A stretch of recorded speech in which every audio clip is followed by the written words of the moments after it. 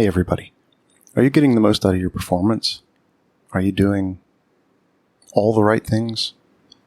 At the end of the day, are you satisfied with what you've done to move your professional career or business forward?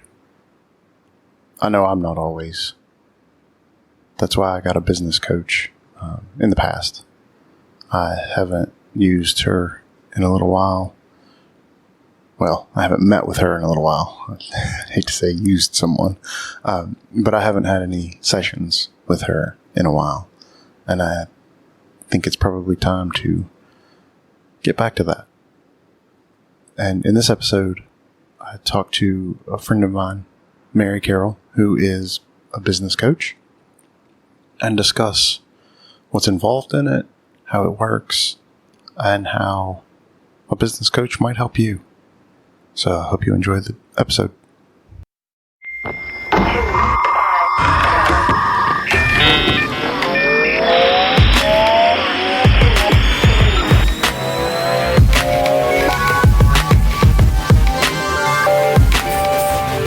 Hello and welcome to the podcast. I'm your host, Dave Albert.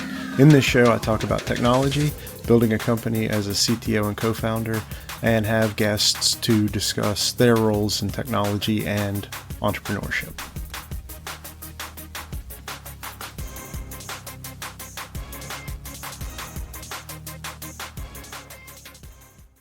Today, we're joined by Mary Carroll, a business coach and my friend. Thanks for joining us, Mary. Thanks for having me, Dave. It's a pleasure to have you here. Would you tell us a little bit about yourself to get us started? Sure. I suppose I'm going to start back quite a while ago. So I began my career academically very different, I suppose, in how my career has developed. So I have a degree in philosophy and I have a master's in psychoanalysis. I have a postgrad in law and I have a postgrad in executive coaching. So, quite different, quite diverse. So I began my career training as a solicitor. And while I did enjoy it, I realized it wasn't what I wanted to do forever. And I decided to give it up, which was a very unusual move for a lot of people after putting that much work into the exams and that sort of thing. So I moved away from law and I got into legal recruitment because I thought it was a great way for me to use my knowledge from training as a solicitor. And unfortunately, that was over 10 years ago when everything kind of went belly up in the recession. So I was left kind of wondering, what am I going to do? So about 10 years ago, like I said, I got into then Microsoft. And an opportunity came up in Bing and, just got very lucky, got the job in Bing and I hadn't any academic training in digital marketing or anything. So I got fully trained with Microsoft. And that was the beginning really of my, digital career. I worked in Microsoft for a number of years. And then I moved to Yahoo again, in the same kind of area, moving more into the partnership space, and then to Symantec, where I'm currently working. So again, that was with partnerships and then moving on to the product side of things. Which is where we met. Yeah. And it was during that period of time that I became very interested in coaching. I myself was being coached and I just had a bit of an aha moment. And I just thought, I really love this. And it kind of, I suppose, resonated so much with me because I have an interest in business, psychology, and just generally people, psychoanalysis. And I thought coaching could be really helpful. It really helped me. So I decided then to train. And I trained with UCD Smurfit and then went on to work in that field for the last couple of years. I did a lot of training around emotional intelligence and leadership training. And I've started my own consultancy then off the back of that as well. Great. And, I don't know that we ever spoke about you studying law. Yeah. Did you know that I thought I wanted to be a lawyer for a long time? And I I didn't I started to study for the entrance exam, but I went to work in a lawyer's library and did that for a few years part-time and realized that as much as I kind of liked the idea of it, the actual work didn't suit me. Yeah. And I was too invested in loving computers.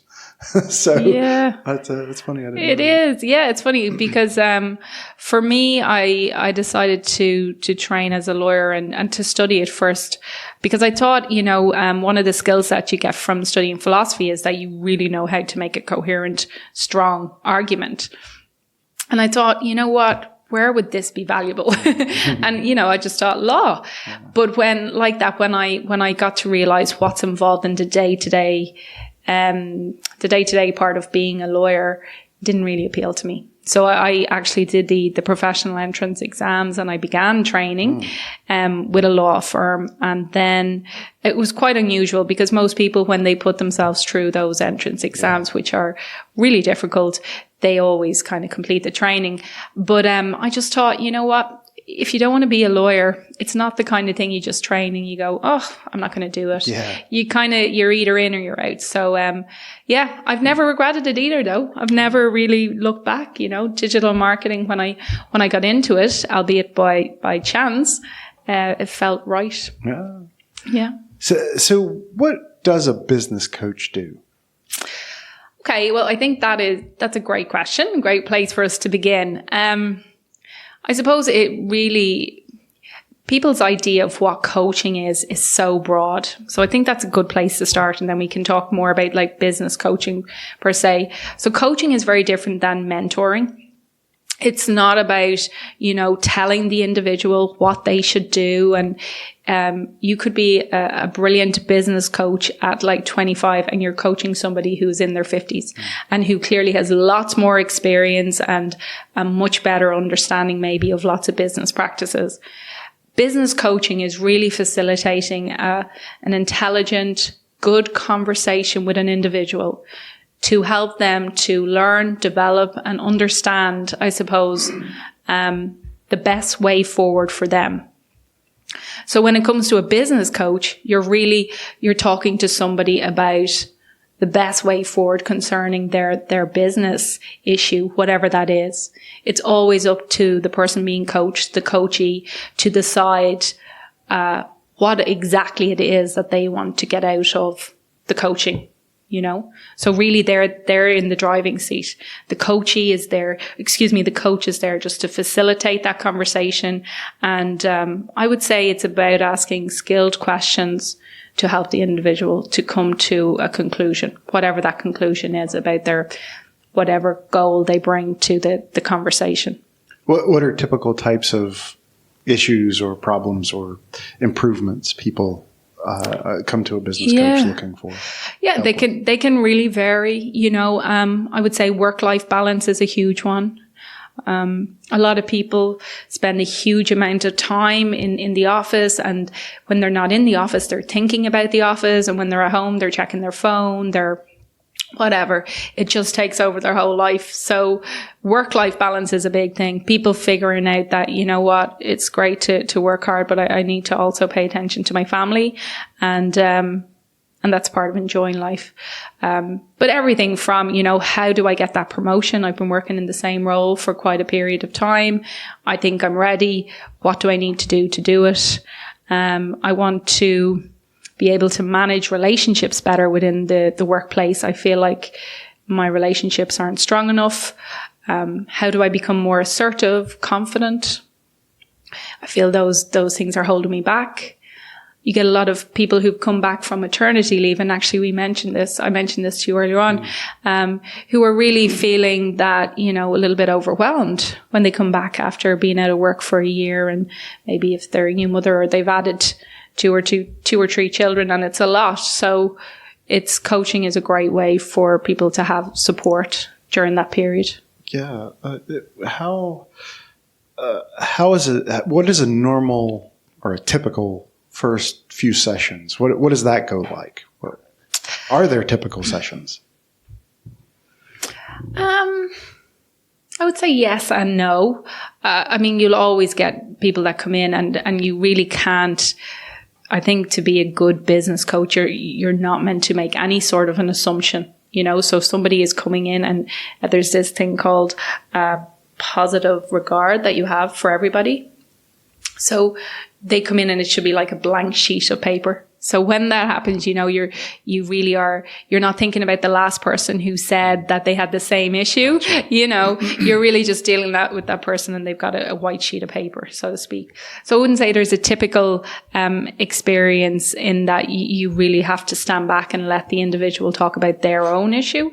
But generally speaking, so some of the common the common process, maybe that's a better way of putting it, it's usually 3 to 6 sessions. The first session is usually longer. It's an hour and a half. And, one of the key pieces of a coaching process being successful is the relationship that's built up between the coachee and coach, that dynamic. Mm-hmm. And obviously a key element is trust. Yeah. So that first meeting is really about establishing trust and making sure that the relationship is good enough that you guys can work together. So generally speaking, when you meet the first time, it's a bit longer. So maybe an hour and a half, 2 hours, and the individual, the coachee, will take you through whatever it is they want to get out of coach, and they'll talk coaching and whatever it is that they are having difficulty with. So you as a coach are just really there to listen and to take in, I suppose, everything that's going on. At the end, then you normally will make a suggestion as to continue for at least 2 or 3 more sessions. So to bring it up to 3 or 4. And at the end of that period of time, if the individual is satisfied, then we can end. Or if they feel it's necessary to continue, then you would add on more sessions. Okay. What have you gotten out of coaching as being someone who has been coached? I think for me, what I get out of being a coach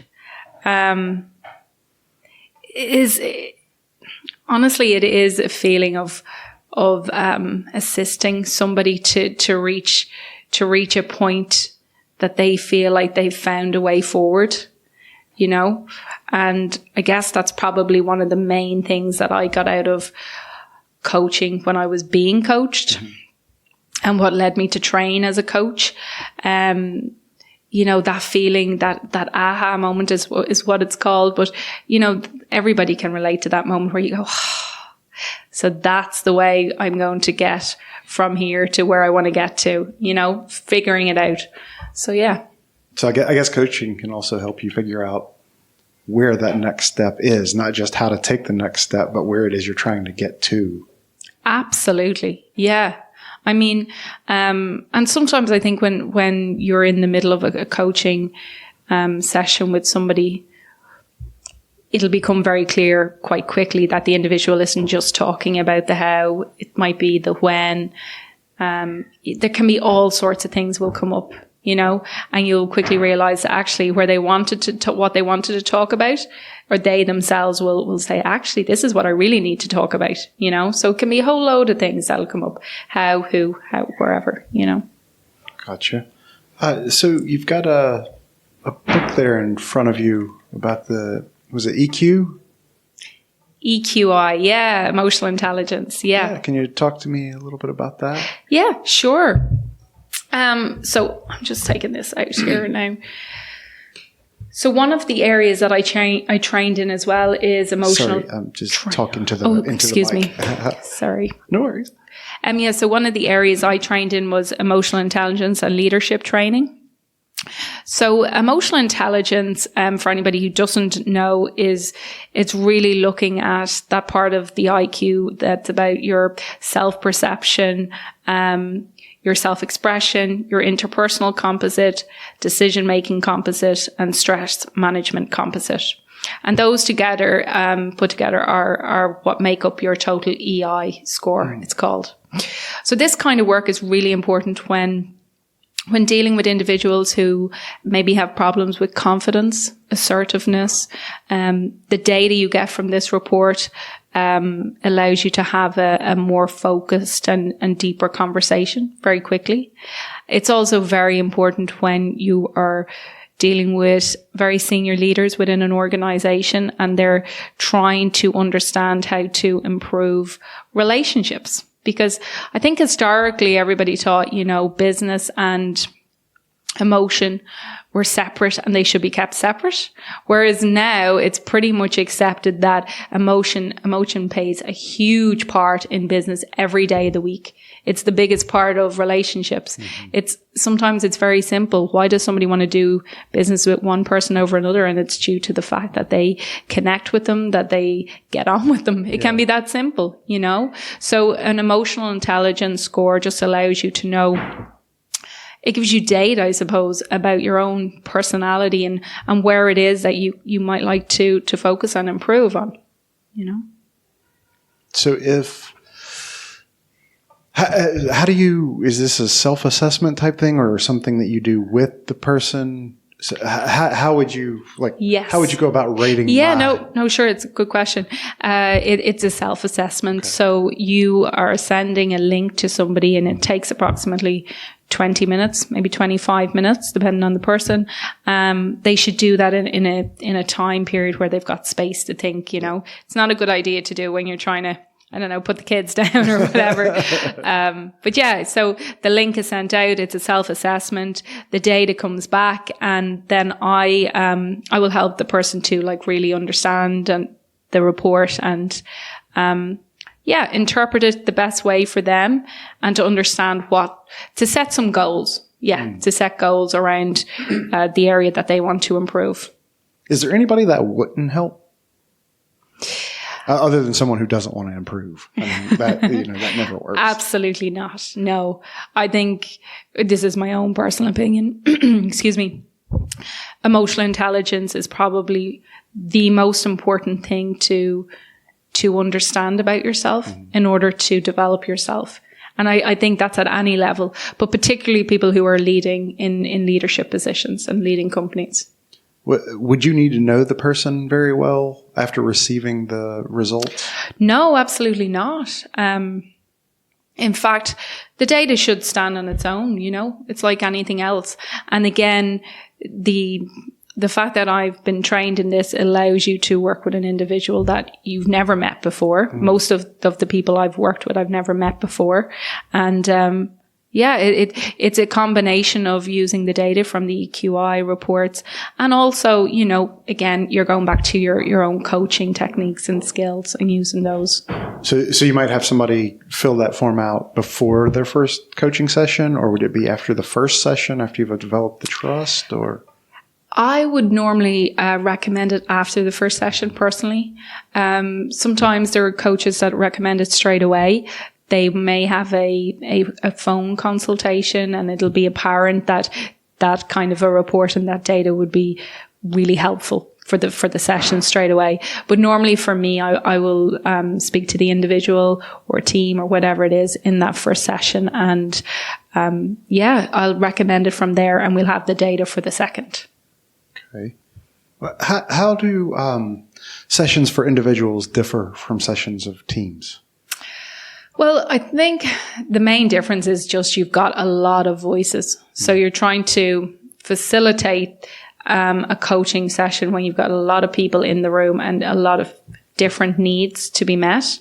So the skill set you're using, while you're using a lot of the same skill set, it's for the coach just being aware that you have a huge number of people in the room that you're trying to meet their needs and their goals for the session. So it's keeping it all together, for want of I don't know how I'd phrase it better. Definitely when you're working one-on-one with somebody, it's a little bit easier for sure. So obviously I've had some sessions. Unfortunately, I couldn't have them with Mary because we're friends. But they were great sessions. I just kind of fell out of having them. But when you have an individual session, you know, you come in with a number of things that you yourself want to work on, and the coach helps you figure out if there are things that are even deeper that you haven't realized. But for group sessions, is it trying to improve the individuals, or is it that particular team of individuals, so like come into a business and that business has a specific problem or goal, and they're not sure the right way for that team to accomplish what they need to. Not so much about the tactics of you telling them what to do in their business, but what areas they can focus on and to improve. Is it like that, or is it more of just uplifting everyone in the group? Does that make sense? It makes total sense. And, it can be about all of those things, to really be honest. So first of all, your objective is about the group in group coaching, for sure. So if it's about how can we work together better, I'm just, taking that out of my head. That is the objective. So obviously at the end of a session or sessions, you would like to think that you've helped contribute to that group working better, very simply together. However, within those sessions, it would be about raising awareness again for individuals in the group who are maybe not contributing or not helping the group to work together. They may be part of the problem, and there may be a realization or an awareness that they need to make changes to themselves, but for to better the group, for the best of the group. So I think it can mean so many things, you're there as yourself as an individual because you can't be anybody else. But for group coaching, the objective is of course different because it's about, the group. It's a group goal. And have you done any sessions, or is it common to have sessions with a group of people who don't really know each other? The groups that I have worked with have always known each other. But I think perhaps there's organizations who are putting new teams together. And from the get-go, they introduce a coach to focus on them as a team and how they can work together straight away from the get-go, Okay. Since your training in the coaching, have you noticed a difference in the way you think or talk to yourself? Definitely. Yeah. That is, again, that's a brilliant question. Completely. It changes the way you think. So if it changes the way you think, it changes the way you talk to yourself.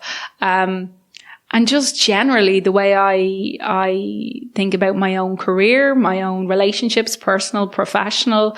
And I think coaching, and especially the emotional intelligence data, gives you a lot more of an understanding of yourself, of who you are and the areas you want to improve about yourself. So definitely you talk to yourself differently because you understand yourself a lot more, I would say, Mary, before and after coaching is having trained, before and after is very different. Very different. What kind of questions are on that questionnaire? Like, I don't even know all of them, but just the EQI. Just in general. Actually, you know what? I think I might have some of these questions here. No, I don't. I actually don't have a list of them. I'll be making up stuff now here because I can't think of them off on the spot. But like I said, a lot of this stuff is the way that the report is set up. So they'll ask the same question probably 3 or 4 times in a different way, just to make sure that the answer you're giving is actually right, But I can't give examples. I'm sorry. I should have brought the sample questions as well. No problem at all. So your new company. Yes. Yeah. What's it called? I Determine. Can you talk about that name a little bit? Yeah. So it's actually a small I and then big D for determine. And I Determine comes from, I, the person, the individual, the company, whoever it is, can determine their own success. And that's genuinely what I believe. So I thought it'd be a great name. The small I actually was my way of relating it to the online world as well, because I come from digital marketing and I do some of that in my consultancy as well. So, yeah. So what kind of, is it services do you offer? Is it the one-on-one, group, business group? What sort of things are you offering? Both. Yeah. So, just working with individuals one-on-one for the reasons we said there. A lot of companies have the coaching as part of, the individual's development plan. So if a company's offering that, it's a great way for the individual to to understand where their career goes next. Working with groups again around the same sort of stuff. How can we work together? How can we be more productive? How can we perform better? All those kind of things. The assessments, the EQI assessments are used predominantly for senior leaders within organizations, because it's important at that level to really know where your EQI is and to do a little bit of work on it.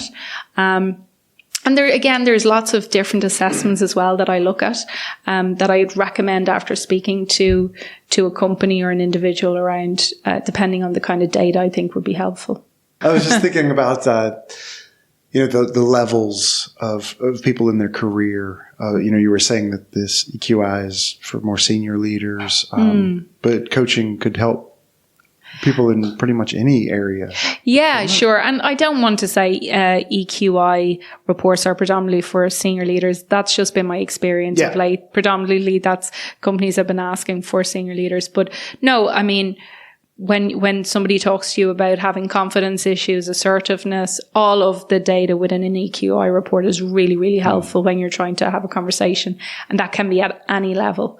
But I would say coaching, just generally speaking, is fantastic for anybody trying to progress their career, trying to understand where to go next. And that can happen to someone whether they're, 20 or 60, We all work quite a long time now, unfortunately. So, coaching, I really believe, is great for anybody at any level of their career, any stage.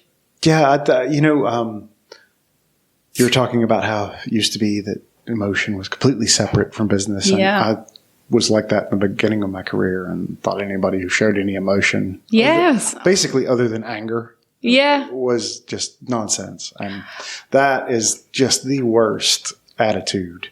And if somebody should have beat me over the head with an EQI report back when I was younger.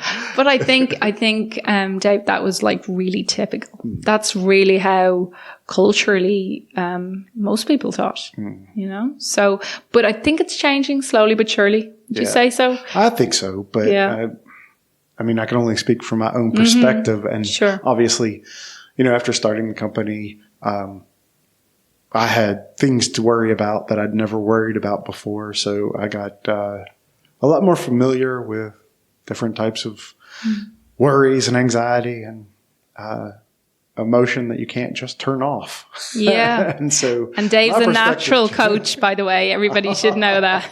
Well, thank you very much. Yeah. Let's see. What else haven't we talked about? So typically how much time should a person invest into the coaching? So not just the session, but, work outside of the session. Yeah. Again, that's a really good question. I think usually we come up with a plan together, and it can be things as small as every day for that individual to do something that takes them 15 minutes, But I think the important piece, it's not about the length of time, it's the fact that they're invested in doing whatever it is, whatever work comes out of the sessions that they need to do, that they are committed to doing it and do it consistently. So rather than putting a time limit on it, I think it's just important that somebody, if they're going into coaching and they really want to get a lot out of it, that they are committed to doing whatever work is put in front of them to do. That seems like that's everything. Consistency is more important than duration. Yeah. So a little bit of exercise every day is better than, a marathon every 5 years. Yeah, exactly. And, again, if somebody is doing 2 hours every day, that's quite difficult to fit in, especially if they've already got a very busy schedule. So consistently putting in 15, 20 minutes, depending, of course, what it is that they're trying to achieve. But I think that shows a high level of commitment, and it means it's probably easier for them to continue doing that long term. It's very hard to continue doing 2 hours of whatever every day and fit it in, Yeah. So, So I'm a listener, and I've decided, okay, I like Mary. I'm going to contact her to be my coach. So what's the next step? So if I'm in Dublin, Yeah. I can meet you somewhere. But if I'm not in Dublin, Yeah. Contact me by mobile phone. My mobile number is 086 027 1778. And then otherwise on email, info@idetermine.ie. okay. And so you can handle sessions remotely over like video chat or Yeah, absolutely. Of course. I think the best thing to do is give me a call. And we'll have a chat about what it actually is that the person wants to get out of coaching, what they want to achieve, and then we can put a plan together, And what sort of investment are they talking about? How much is that going to cost a person? If you don't have if it's individual or that's okay, but like a range, just so they have an idea. Yeah, I mean, if they can afford. Yes, of course. Individual coaching can vary, but normally you're looking at roughly about 150 euros an hour upwards, depending on the coach and the level of experience of the coach, Some coaches are charging a lot more than that. And then when you are talking about a company bringing in a business coach to a company, that really starts off at about 450 euros an hour, and again, it can go up from there. Yeah, but I mean, you're talking about investment in the thing that's the most important. Definitely. In your earnings. Yeah. So if you can become a better employee, business owner, business person, then the investment in that doesn't seem that big when a new phone is 10 times that. And you're exactly. Talking about change in 3 to 6 sessions. Yeah. And hopefully long term, you're going to see the value in that in your business, Do you see people doing it for an extended period of time, like for years, or is it? You definitely do. The problem, I suppose, especially in a one-to-one session, is it can walk the line then a little bit and slip into more like a therapy session. And of course there are similarities, but coaching and therapy are very different. Yeah. Coaching is very future focused, so it definitely happens. People continue on with coaching and find it very beneficial from a business point of view. But sometimes it can slip. The focus can slip if it goes on too long. Okay. Is there anything else that we haven't discussed that would be really beneficial? No, I think you've done a great job of taking everybody through every aspect of my experience and my new consultancy. So, thank you for that, Dave. I really appreciate it. Thank you. And so like she said, Mary gave her phone number. I'll put it in the show notes, but do you want to give it one more time? Yeah. 086 027 1778. And that's +353. So that's in Ireland.